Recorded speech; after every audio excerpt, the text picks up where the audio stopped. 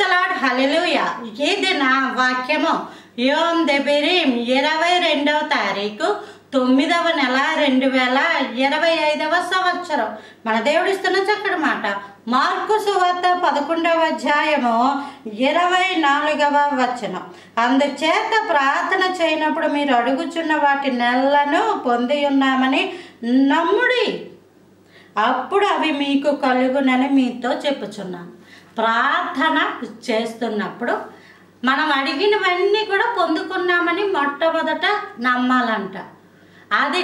అది ఎప్పుడైతే మనం నమ్ముతామో అప్పుడు అవి మన జీవితంలోకి వస్తాయని లేఖనం ఉంది. ఇప్పుడు అడిగేవేంటి? అసలు నీది కానిది పక్క వాళ్ళది అడగకూడదు. నీ పొరుగు వానిది ఏది నువ్వు ఆశించకూడదు. నాకు వాళ్ళకి అలాంటి బిల్డింగ్ వచ్చేయాలి, లేదా అలాంటి వాళ్ళు వచ్చేయాలి, ఇలాంటి వాళ్ళు వచ్చేయాలి అని మనుషులు ఆల్రెడీ ఎవరెవరి జీవితాల్లో ఉన్న వ్యక్తుల్ని మనం ఆశించకూడదు. అది తప్పు. అలాంటి ఉద్యోగం వచ్చేయాలి, ఇలాంటి ఉద్యోగం, అవి కాదు. మరేంటి అడగాలి?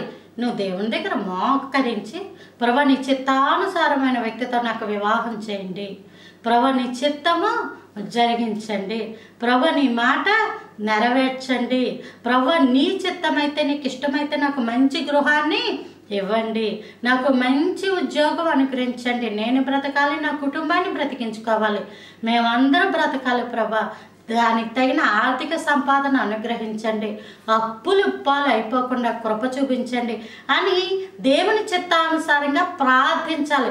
అప్పుడు దేవుడు ఏ వ్యక్తిని నీతిమంతుడు విడువబడుట కానీ వారి సంతానము భిక్షమెత్తుట కానీ నేను చూడలేదంటాడు కీర్తనాకారుడు.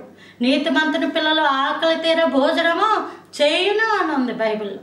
కాబట్టి నీ పిల్లలు ఆకలి తీర భోజనం చేసుకునే కృప అనుగ్రహిస్తా.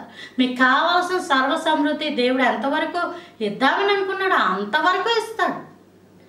అలాగా మీరు దేవుని చిత్తానుసారంగా అడిగి దాన్ని పొందుకున్నామని నమ్మాలి. ఎందుకంటే దేవుడు తన పిల్లలను విడిచిపెట్టడు. తల్లి మరచిన తండ్రి విడచిన మరువని విడువని దేవుడు ఆయన.